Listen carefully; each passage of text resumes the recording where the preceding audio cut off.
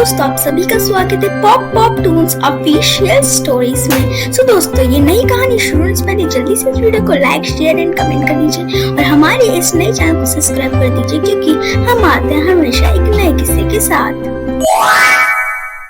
ये क्या खाना है? सुबह मुझे ऑफिस में जाना पड़ता है, ब्रेकफास्ट में मुझे सैंडविच, मिल्क, फ्रूट चाहिए होता है। तुम्हें रोज रोज ये पीले चावल वाली पोहे क्यों बना देती हो? आज खा लीजिए ना यश जी, मेरी तबीयत कुछ ठीक सी नहीं है। आज पोहे खा लीजिए, कल मैं सैंडविच फ्रूट्स बना दूंगी आपके लिए, प्लीज। इनसे मिलिए, यह अनुष्का और यश। इन दोनों की शादी कुछ दिन पहले हुई थी, लेकिन शादी के बाद घर का माहौल तो आपने तो देख ही लिया है। आज मैं अपने मम्मी पापा को सबको साफ साफ बता दूंगी। रोज झगड़ा करके चला जाता है, मैं कब तक इसका टॉर्चर सहती रहूंगी। मेरी तबीयत भी इतनी खराब क्यों लग रही है, सर फटे जा रहा है।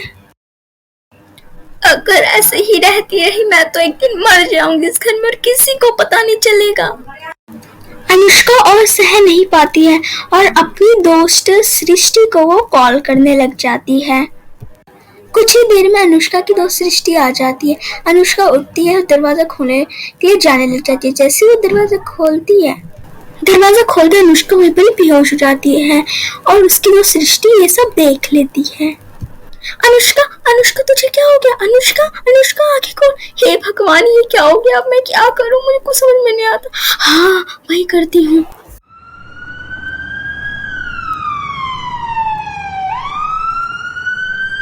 डॉक्टर, रिपोर्ट में क्या आया? अब अनुष्का ठीक तो है ना? देखो सृष्टि, तुम्हारी दोस्त अनुष्का को लग रहा है कि ठीक से खाना पीना नहीं करती, इसलिए इसकी बॉडी में वीकनेस आ गई है। तो इसको भी पूरे 15 दिन के लिए बेड रेस्ट चाहिए। आपको इसकी अच्छी तरीके से केयर करनी पड़ेगी, इसको अच्छे से फूड सब कुछ देना पड़ेगा।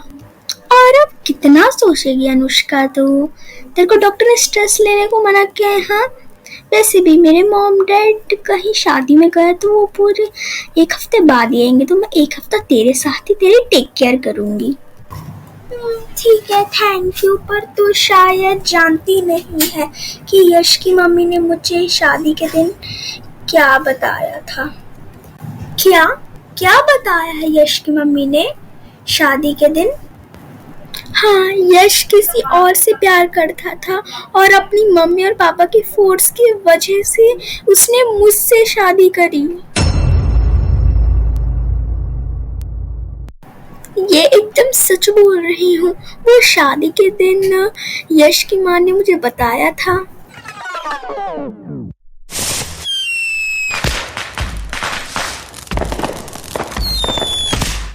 देख बहू, तू तो जानती ही है कि मैं और तेरा ससुर हम दोनों ही गांव में रहेंगे और तुम यानी अनुष्का, तुम और यश, तुम दोनों ही शहर में रहोगे।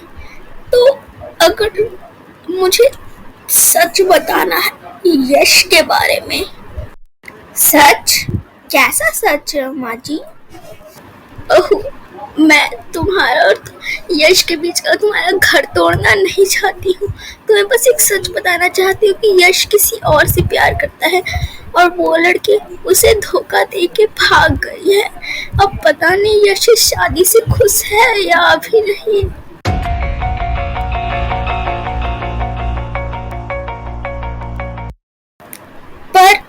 पर माँ जी, आप ये कैसे बोल सकते हैं? यश किसी और से प्यार करता था? तो मुझे कुछ समझ में नहीं आ रहा है मम्मी जी।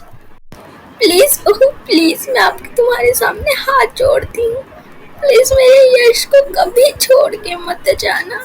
बेचारा बहुत अकेला पड़ जाएगा। बस अपनी सासू माँ का दिल रखने के लिए मैं उसके साथ मंडप में बैठ गई। ये क्या बोल रही है तू? पर मुझे क्या पता था कि शादी के 2-3 दिन बाद ही वो मेरे साथ जालिम व्यवहार करने लग गया है। खैर छोड़ो, अभी तो मैं हूँ ना। चलो बबली से तुम रेस्ट कर लो। जो दवाइयाँ दी है डॉक्टर ने वो मैं तुम्हें दे देती हूँ। सृष्टि अनुष्का को दवाई देने के बाद उससे ढेर सारी बातें करने लगी। लेकिन तभी वहां पे यश आता है और कहता है, अनुष्का अनुष्का कहाँ है तुम? पता नहीं कहाँ मर जाती है बार बार। अच्छा,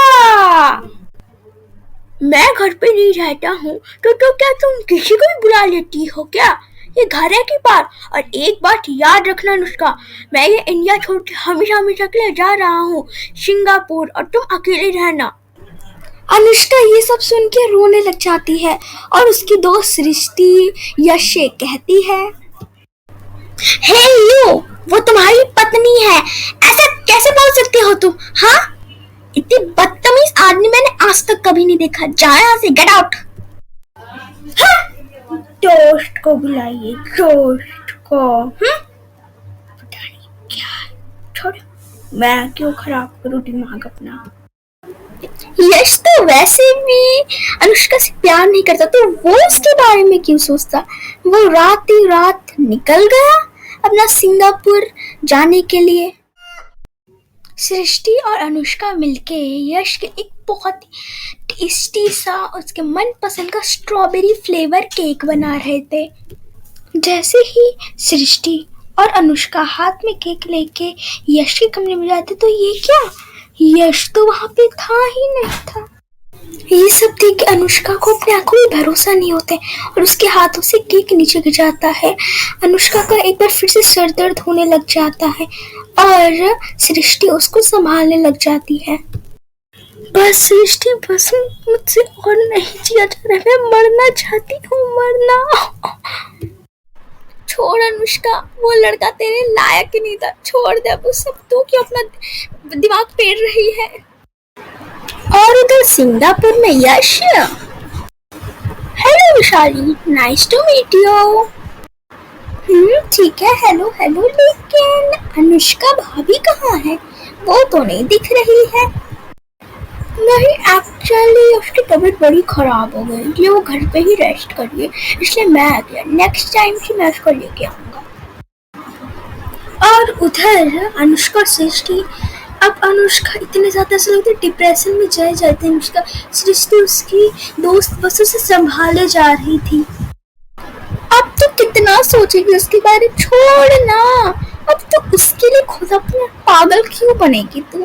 छोड़, अगर तुझसे उससे कोई मतलब नहीं था तो तू उसके लिए क्यों अपने आंसू गिराएगी? हाँ सृष्टि, लग रहा है तुम एकदम सही कह रही। अगर मैंने उसके बारे में और सोचा तो मैं एक दिन फट जाऊंगी। और उधर यश सिंगापुर में बड़ी ही मजे वाली पार्टी में मजे कर रहा था। और बताओ यश, तुम्हें सबसे ज्यादा सिंगापुर अच्छा लगता है या फिर इंडिया? मारा गया, इंडिया में मेरा जन्म हुआ है, इंडिया है, सब कुछ है, लेकिन अब तो सिंगापुर हो गया है, पता नहीं क्यों। क्या बताऊं तुम्हें, मैं जो होटल रूम में मैं अकेले रहती हूँ और मुझे बिल्कुल भी मजा नहीं आता। क्या तुम आज रात मेरे साथ होटल रूम में रहोगे? Of course, I am also alone. चलो ठीक है, आज रात रुक जाता हूँ मैं तुम्हारे होटल में। और उधर इंडिया में सृष्टि और अनुष्का, ओहो अनुष्का, कितने दिनों तक तू पड़ी रहेगी? चल छोड़, कल मैं तुम्हें पार्क घुमाने लेके जाऊंगी, बड़ा मजा आएगा। सुना है बगल में बहुत बड़ा पार्क है। चल अब अपने आंसू पर, कब तक रोएगी अब तक? चल ठीक है, अगर तू इतना ही कह रही है। अब लगता है चलो पार्क चलते हैं कल। सुबह हो जाता है और सृष्टि और अनुष्का दोनों ही एक बड़े सुंदर पार्क में जाते हैं। और उधर सिंगापुर में यश और गीतांजलि, गुड मॉर्निंग गीतांजलि, इतनी अच्छी खुशबू कहाँ से आ रही है? अच्छा, लगता है तुम इस क्रीम की बात कर रहे हो। ये स्ट्रॉबेरी फ्लेवर का ये फेस क्रीम, बॉडी क्रीम हर जगह लगा सकते हैं। ये स्पेशल क्रीम मुझे तो बहुत पसंद है, इसलिए मैं हमेशा फ्रेश या नहाने के बाद लगाती हूँ। जो भी कहो, गीतांजलि, तुम तो हमेशा एकदम परफेक्ट चीजें लगाती हो, तो मस्त मस्त लगाती हो। मुझे सच में स्ट्रॉबेरी फ्लेवर का केक, पेस्ट्री, कुछ भी मिठाई, कुछ भी फूड या फिर कुछ भी थिंग स्ट्रॉबेरी फ्लेवर का तो मुझे तो बहुत अच्छा लगता है। I just love strawberry flavour. धीरे धीरे करके यश उस लड़की यानी गीतांजलि की तरफ खींचा चला जा रहा था। गीतांजलि भी उसको पूरी तरीके से अपने मुट्ठी में रखा था उसने। अब यश इस हद तक उसके पास आ गया था कि अब उसको कोई होश नहीं था यश को। 2-3 दिन बीत गए और अब अनुष्का अपनी दोस्त सृष्टि की बात मान के अब यश के बारे में सोचना छोड़ दिया थी। तो वो पढ़ी लिखी, इसलिए उसने एक नौकरी ज्वाइन कर लिया। अब उस पर ज़्यादा से ज़्यादा टाइम उसी नौकरी में लगता है और उसको किसी और के बारे में सोचने का बिल्कुल भी टाइम नहीं मिलता है। The biggest announcement I will tell you. हाँ, जहाँ एक वक्त ऐसा भी आया था कि जहाँ पे यश काम करता था वहाँ पे सिंगापुर का सब कुछ फिनिश हो गया था। अब उन्हें वापस इंडिया जाना था, लेकिन इस बात से सोच के यश सोच रहा था कि अब वो तो अब उससे यानी गीतांजलि से प्यार करने लगा था, इसलिए उसने सोचा कि वो अपने अनुष्का के घर ना जाके अपने एक किराए के घर में गीतांजलि के साथ रहे। जल्द ही यश और गीतांजलि सिंगापुर छोड़ के वापस इंडिया लैंड कर गए, लेकिन इन सब से बात अनजान अनुष्का को कुछ भी नहीं पता था। यश और गीतांजलि ने एक किराए का मकान खरीद लिया और वो लोग जल्दी दोनों ही पहुंच जाते हैं। धीरे धीरे करके गीतांजलि यश के उस किराए के मकान पूरी तरीके से सेटल हो गई, जिसके घर का वो अपने घर की तरह बहुत ज़्यादा ध्यान रखती थी। यश, सुनो ना, तुम अपने लॉकर की चाबी मुझे दे दो, मुझे कुछ पैसे निकालने हैं, फिर हमें आगे चल के शादी भी तो करना है ना। उसके लिए मुझे एक अच्छा सा नेकलेस खरीदना है जिसे देख के सबकी आंखें फटी की फटी रह जाए। क्यों नहीं, ये कोई पूछने की बात? ऑफ कोर्स, 1 लाख लो, 10 लाख लो, सारे पैसे तुम्हारे लिए जो कमाता हूँ मैं, जितना लेना है ले लो। और हाँ, डायमंड की खरीदना एक, शादी में अच्छी लगेगी। क्या करूं मैं तेरा, जब तक वो सोचती ही रहती है, अब बताएगी भी क्या सोचती है। आज यश की बहुत याद आ रही है, चाहे वो कितना भी दुख करे, आखिर में उसकी पत्नी, मुझे तो उसका ध्यान रखना ही पड़ेगा ना। अब पता नहीं वो किस हाल में कहाँ होगा। जानती हूँ कि वो सिंगापुर में, लेकिन अब पता नहीं। अच्छा, तुझे उसकी, ओह माय गॉड, मैं तुझे पता ही नहीं भूल गई कि मेरी एक दोस्त लीजा भी सिंगापुर गई है। और तो शायद जानती नहीं है, जिस ऑफिस में यश काम करता उसी ऑफिस में है वो।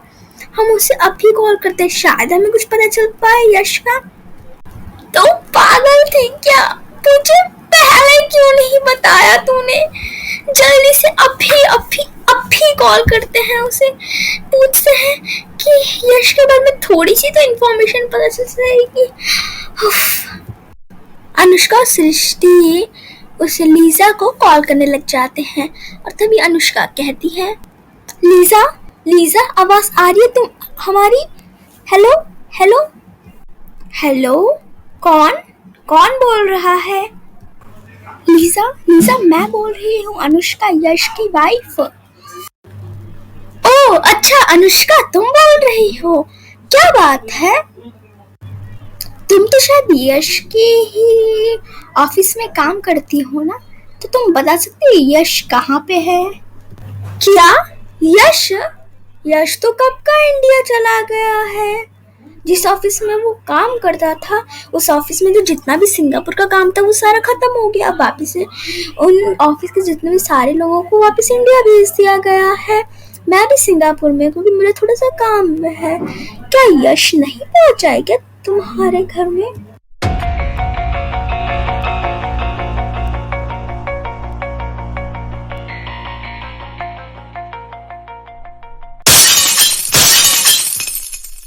धीरे धीरे ऐसा लग रहा था अनुष्का दीदी पागल होती जा रही थी। वो गुस्से के मारे सारी प्लेट्स तोड़ देती और वो जमीन पे लेट के रोने लग जाती, चिल्लाने लग जाती। उसकी दोस्त को कुछ भी समझ में नहीं आ रहा था कि वो करे तो करे क्या। और उधर यश गाड़ी में, जब से गीतांजलि मेरे घर में आई है मैं तो उसको टाइम देने बन बस काम करता रहता हूँ। आज उसने कोई अच्छा तिजोरी में से कोई गहना वगैरह ले लिया होगा, आज वही पहन के हम दोनों घूमने जाएंगे। हाँ, यही करता हूँ। जैसे ही यश अपने घर जाते तो देखते हैं कि वहाँ पे तो गीतांजलि नहीं थी। वो पूरे घर को चप्पा चप्पा छान मारता है।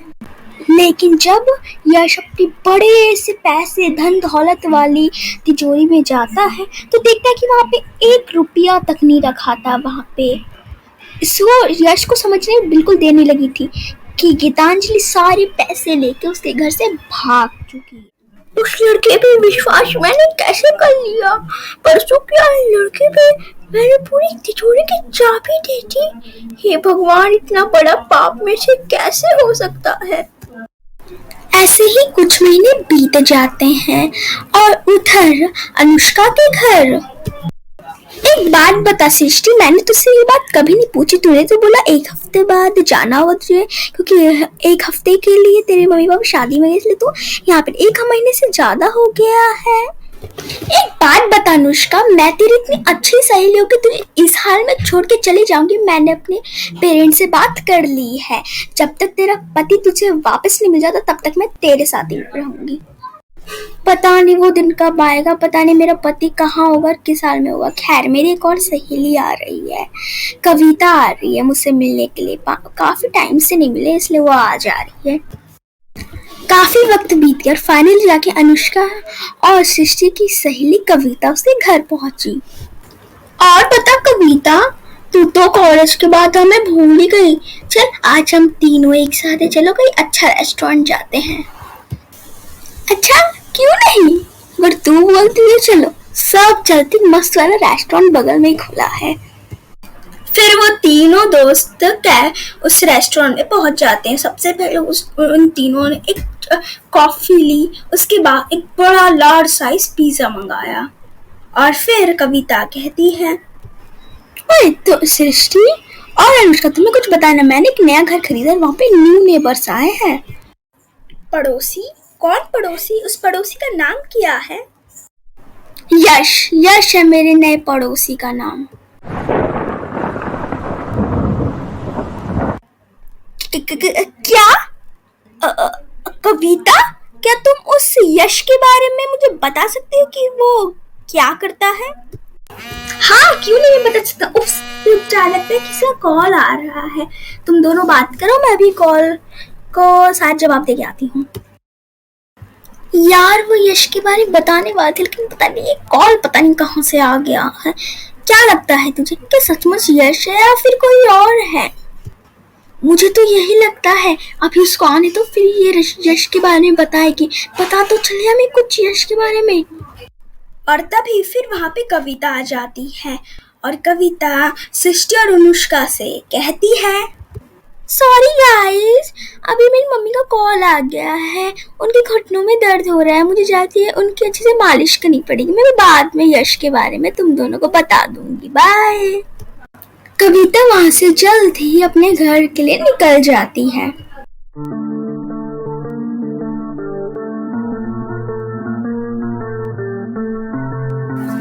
यार, ये तो हमें बिना कुछ बताए चली गई। यश के बारे में तो उसने बताया ही नहीं। बोल रही है बाद में बताएगी, मुझे कुछ समझ में नहीं आ रहा है। पता नहीं, ऐसा लग रहा है कुछ कुछ अजीब होने लगा है। अब पता नहीं, चल अगली बार कल परसों पता नहीं क्या होगा, कविता को फिर से बुलाएंगे और उससे अच्छे से पूछेंगे एकदम डिटेल के साथ। पता नहीं पीछे की सच्चाई क्या है, हमें तो मुझे तो कुछ समझ में नहीं आ रही। चलते हैं अब हम अपने घर। अब यश के साथ तो बहुत बड़ा धोखा हो गया था। वो करता तो करता क्या, अपना वही ऑफिस कंटिन्यू कर रहा था। और फिर उसके बॉस पूरी टीम के साथ कहते हैं, ये एक बात आप सब जान लीजिए कि कल स्पेशल इवेंट होने वाला है। जिस इवेंट में सिर्फ हमारी कंपनी, कोई दूसरी कंपनी भी हमारे साथ कोलैबोरेट करेगी। और उधर अनुष्का के ऑफिस में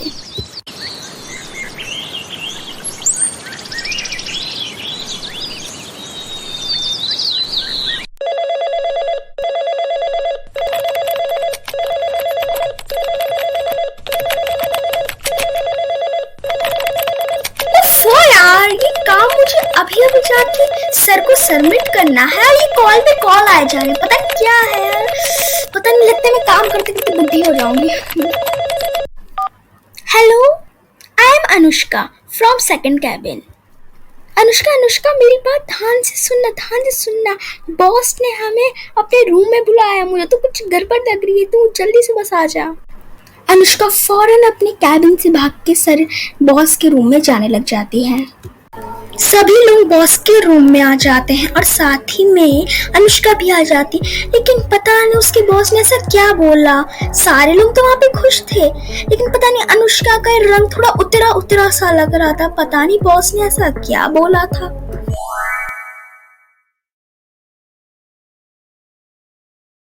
जब अनुष्का वापस अपने घर बस से जा रही तब भी वो सोच रही थी, बहुत परेशान सी दिख रही थी, वो रंग उतर गया था। पता नहीं उसके बॉस ने ऐसा क्या बोला था। खैर, वो जल्दी घर पहुंच जाती है। चलिए अब जानते हैं कि यश अपने किराए के मकान में क्या कर रहा है। गीतांजलि ने मेरा सब कुछ लूट के बचे कुछ पैसे भी घर के किराए में चले जाते हैं। आज जो इवेंट हो रहा है, आज मुझे उसमें जाना होगा, देखते हैं। काश मुझे बस एक बार अनुष्का से मिलवा दो। अब पता नहीं मैं किस मुंह से उससे माफी मांगूंगा। अब धीरे धीरे करके ऐसा दिख रहा था कि अब यश को अपनी गलती का एहसास हो रहा है। जल्द ही यश निकल जाता है अपने ऑफिस के इवेंट के लिए। एक्सक्यूज मी काव्या जी, ये आईटीटी बिल्डिंग कहाँ पे है जहाँ पे ऑफिस आरोन ने एक बड़ा सा इवेंट रखा है? हाँ यश, यहाँ से सीधा जाना और राइट ले लेना, वहीं पे बड़ी सी बिल्डिंग है और वहीं पर ही इवेंट भी हो रहा होगा। जल्दी पता मिलता है कि यश जल्द ही गाड़ी लेके वहाँ से जाने लग जाता है। जब हम जानने वाले कि बॉस ने ऐसा क्या बोला जिससे अनुष्का का रंग उतर सा गया और अनुष्का ने घर जाके सृष्टि को क्या क्या बताया, चलिए जानते हैं और थोड़ा समय में पीछे चलते हैं। Everybody, please listen to me, क्योंकि हमारा जो कल एक इम्पोर्टेंट इवेंट है जहाँ पे आरो नाम की एक बड़ी सी कंपनी भी हमारे साथ कोलैबोरेट करेगी, इसलिए पूरी फुल टीम को कल ये इवेंट ज्वाइन करना है। और साथ ही में अनुष्का इसलिए हैरान होती है क्योंकि आरओ और कोई ही नहीं, वही कंपनी होता है जहाँ पे यश काम करता है।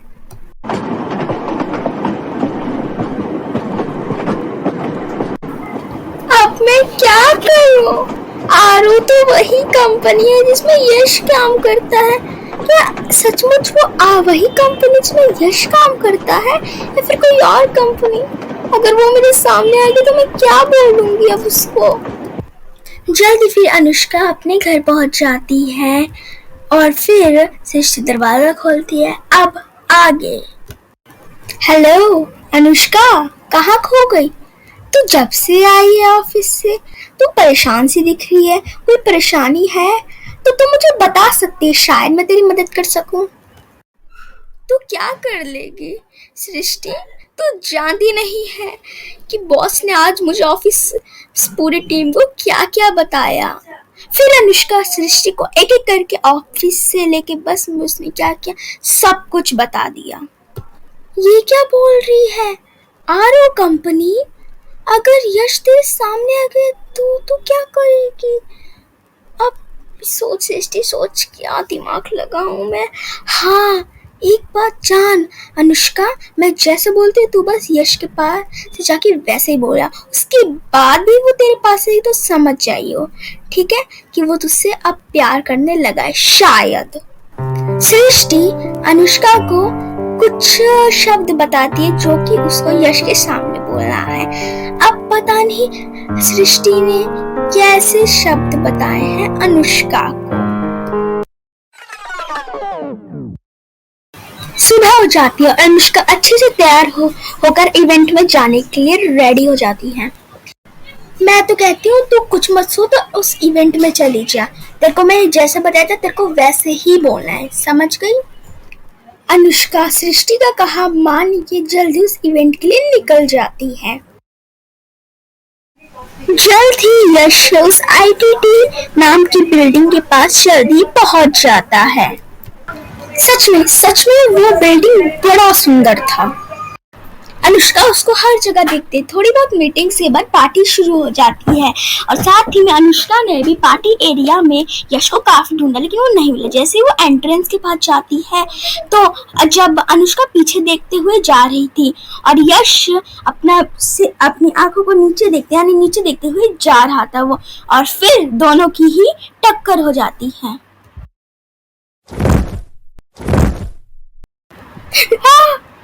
तुम अनुष्का तुम इसी तो कोलैबोरेट वाली कंपनी में काम करती हो?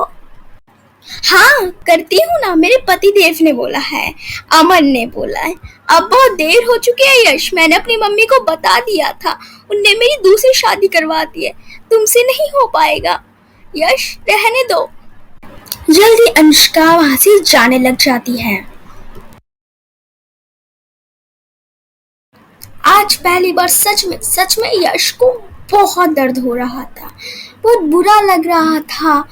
उसने अपनी पत्नी को धोखा देके किसी और से प्यार किया, अब उसके कर्मों का फल नहीं है तो और क्या है फिर ये। इवेंट खत्म हो जाता है और रात हो जाती है। चलिए अब यश के किराए के मकान के बारे में जानते हैं। ओहो ये कितने टाइम से खराब है, चलता ही नहीं है, इसको पहले निकाल देता हूँ, इसकी मरहम पट्टी के लिए दे दूंगा। इसको पता नहीं बार बार क्या हो जाता है, इस टीवी को ठीक से देख भी नहीं पाता हूँ मैं। जल्द ही यश अपने घर के टीवी को वहां से हटाने लग जाता है और तभी ओहो ये छेद कहाँ से है यहाँ पे, ये किराए का मकान है कि क्या है, पता नहीं क्या है ये छेद, इसके अंदर कोई खजाना तो छुपा हुआ नहीं है। उस छेद के अंदर है क्या, ये जानने के लिए यश उस दीवार के अंदर खोदने लग जाता है। हालांकि वो एक किराए का मकान था लेकिन पता नहीं उसको क्या होता है, वो उस दीवार को खोदने लग जाता है। जैसे ही यश ने पूरा दीवार खोद देता है तो वो देखता है कि उस दीवार में तो एक कुत्ता का ढांचा फंसा हुआ था जो कि एकदम सही था, मतलब कुत्ता जिंदा नहीं था, बस उसका कंकाल एकदम सही से वहां पे था। इसे देख के तो यश तो बड़ा हैरान हो गया था, इतने महीनों से उस घर में रह रहे थे और इस चीज की उसको भनक तक नहीं थी। यश तुरंत ही 2 पुलिस ऑफिसर को बुला लेता है। एक पुलिस ऑफिसर यश जो बोल रहा है वो सब नोट कर रहा था और एक पुलिस ऑफिसर उस कंकाल की फोटो क्लिक कर रहा था। यश जहाँ पे रहता था उसके मकान मालकिन के पास पुलिस अपनी गाड़ी लेके जाने लग जाती है। अच्छा तो आप है यश के घर के मालिक, आपको पता भी है कि यश के वॉल पे जब उसने खोदा है तो वहाँ एक कुत्ते का स्केलेटन मिला है, एकदम सही सलामत है। क्या आप उस कुत्ते के बारे में हमें कुछ बता सकते हैं? देखो मुझे तो ज्यादा कुछ पता नहीं है कि उस घर में उस दीवार में वो कुत्ता कैसे था, लेकिन मैं ये बता सकता हूँ उस घर में पहले मेरा बेटा और मेरी बहू रहा करती थी, और हाँ उनके साथ एक छोटा सा कुत्ता पपी भी था। अब वो सब लोग यानी वो पपी और वो मेरी बहू और मेरा बेटा चले गए हैं जम्मू एंड कश्मीर में रहने के लिए, और मेरा बेटा यानी सुरेश थोड़ी दिनों में छुट्टी लेके मुझे देखने भी आते, पर मेरी बहू नहीं आती है। अब बस मुझे इतना ही पता है। पुलिस ऑफिसर डिसाइड कर लेते हैं कि वो जम्मू एंड कश्मीर जाएंगे उस यश के घर के मालिक के बेटे के पास, लेकिन अभी तो थोड़ी रात हो गई थी इसलिए उन पुलिस ऑफिसर ने डिसाइड किया कि वो सुबह जाएंगे। चलिए अब जानते हैं कि अनुष्का के घर क्या हो रहा है। क्या सोच रही है अनुष्का? मैं यही सोच रही थी कि मैंने जो यश को रात के इवेंट में बोला था क्या वो ठीक था, खैर जाने दो उसको। मैंने आज कविता को बुलाया है, थोड़ी तो इन्फॉर्मेशन पता चले यश के बारे में, ताकि हम आगे का स्टेप ले सके। अच्छा, अच्छा हुआ कि तूने कविता को बुला लिया, इन्फॉर्मेशन तो पता चले यश के बारे में। अब पता नहीं वो किस हाल में होगा, मुझे तो लग रहा है कुछ गड़बड़ है।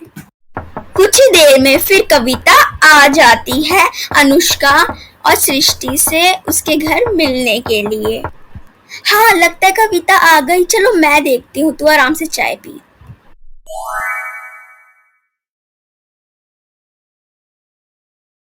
और पता कविता, क्या हाल चाल तेरा? वैसे तू यश के बारे में बताने वाली थी, अब बता, पूरा टाइम है हमारे पास, अब अच्छे से यश के बारे में एक एक बारे में उसके बारे में बता।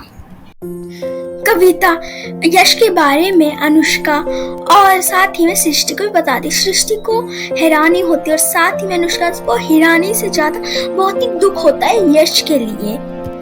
और अभी तक आपको नहीं पता है कि यश के बारे में क्या क्या हुआ है, तो आप हमारे पिछले एपिसोड हमारे चैनल पर चेकआउट करके देख सकते हैं। ये सब सुन के तो अनुष्का की आंखें भर आ जाती है और वो रोने लग जाती है, और कविता को समझते हुए देर नहीं लगती है कि अनुष्का और यश एक दोनों ही पति पत्नी हैं। फिर कविता कहती है, अब छोड़ना अनुष्का उसे, वो तुझसे दूर रहना चाहिए था, वो तुझे पसंद नहीं करता तो उसके लिए क्यों रोएगी भाई, मत रो। चलिए अब जानते हैं कि यश का क्या हाल हो रहा है, और पुलिस जम्मू एंड कश्मीर पहुंचेगी भी नहीं। तो पुलिस ऑफिसर और यश तीनों ही कश्मीर आ जाते हैं।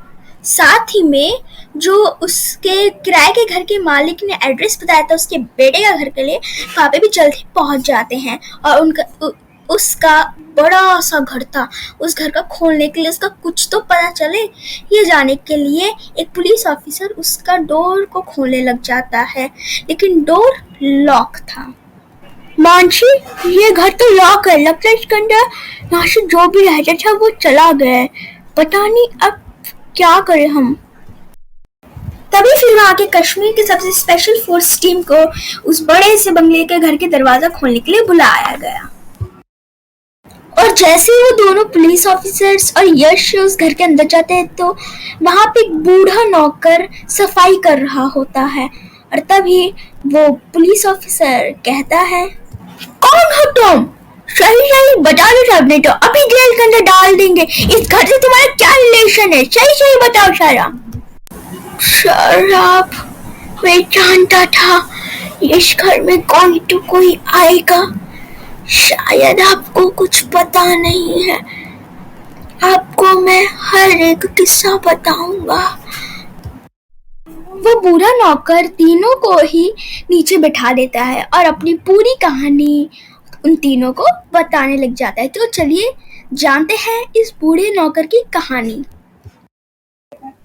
मेरा नाम शंकर है और मैं ध्रुव जी के यहाँ पूरे 5 सालों से काम पे रहता हूँ। वो और उनकी वाइफ दोनों यहाँ पे रहते हैं, और हाँ, उनका एक छोटा सा कुत्ता भी था जो कि वो पालते थे। एक बात बताता हूँ, वो दोनों पति पत्नी कभी खुश नहीं रहते थे, पता नहीं क्यों, लेकिन जो मालकिन थी वो बहुत शांत थी। वो अपने पति को कभी उल्टा जवाब भी नहीं देती थी, जो बोलते थे वो चुपचाप सह लेती थी। मैं भी ये सब पूरे 5 सालों से देखता हुआ आ रहा था, लेकिन एक दिन तो हद ही हो गई। ध्रुव जी ने ऐसा मारा मालकिन को कि वो नीचे ही गिर गई जमीन में, और उसके मुंह में पंच मारने के लिए उसको इतना दर्द हुआ कि उसके एहसान ने मौत हो गई। ओह अच्छा, तो ध्रुव ने अपनी पत्नी को मारा है, तो फिर उसकी पत्नी की डेड बॉडी कहाँ पे, वो डॉग कहाँ पे है, और तुम पुलिस को क्यों नहीं बताया? तुम इस घर में क्या कर रहे हो? फिर एक एक करके मैं तुम्हें सब कुछ बताता हूँ, चलो मेरे साथ दिखाता हूँ कि उस ध्रुव ने जिन्हें मालकिन को कहाँ काट के रखा है। फिर शंकर उन तीनों को वही जगह पे लेकर चला जाता है जहाँ पे ध्रुव ने अपनी पत्नी को जमीन के अंदर गाड़ दिया था। देखो शाह, यहीं पर ही ध्रुव ने अपनी पत्नी को गाड़ दिया था। अच्छा, तो ध्रुव ने मारा है। वैसे तुम ये बता, अपने बारे में तुम इस घर में क्यों कैद हो? मजबूर था मैं, बहुत मजबूर था उस वक्त। शंकर, अगर तुमने किसी को भी बताया कि मैंने अपनी पत्नी को मारा है तो याद रखना, जैसे मैंने अपनी पत्नी को मारा था वैसे तुम्हें भी यहीं पर मार के गाड़ दूंगा। तो अगर यहाँ पे रहना है, इस घर में रहना पड़ेगा। मैं पूरे 5 सालों से यहीं पर ही बंद हूँ। और बात करें घूटे की, तो वो भी उस ध्रुव के पापा के घर में उसने दीवार में गाड़ रखा है। मैं चाह के भी यहाँ से भाग नहीं सकता। बस मैंने यही सोच लिया है कि एक ना एक दिन कोई तो आएगा। फिर क्या होना था, जल्द ही ध्रुव को पूरे इस सारे सबूत के साथ उसको जेल में डाल दिया जाता है। यह सब तो छोड़ छाड़ के वापिस अपनी पत्नी यानी अनुष्का से माफी मांगने लगा था, क्योंकि वो अंदर से यश टूट गया था ये पूरी कहानी सुन के। जल्द ही फिर यश अनुष्का के घर पहुंच जाता है और यश अनुष्का से कहता है, प्लीज अनुष्का, प्लीज मुझे माफ कर देना, मैं ऐसे कभी नहीं करूंगा। मैंने तो बहुत दुख कर, मुझे पता है तुम शादीशुदा हो, लेकिन एक बार माफ कर दो कि मुझे पछतावा ना हो कि मैंने किसी की जिंदगी खराब करी है। छोड़ना पुरानी बात है अनुष्का, माफ कर देना। अगर ऐसा इसने किया तो मैं खुद इसको थप्पड़ लगाऊंगी।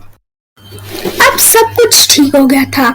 अब अनुष्का पास्ट को भुला के वापिस से एक बार फिर से यश से प्यार करने लग जाती है। अब यश उसके साथ बहुत अच्छा बिहेव करने लगा था। अनुष्का को वो हर एक खुशी दे रहा था जो अनुष्का चाहती थी।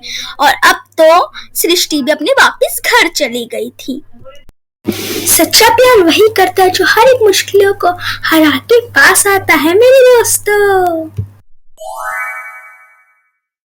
तो दोस्तों, ये सीरीज हम यहीं पर ही समाप्त करते हैं।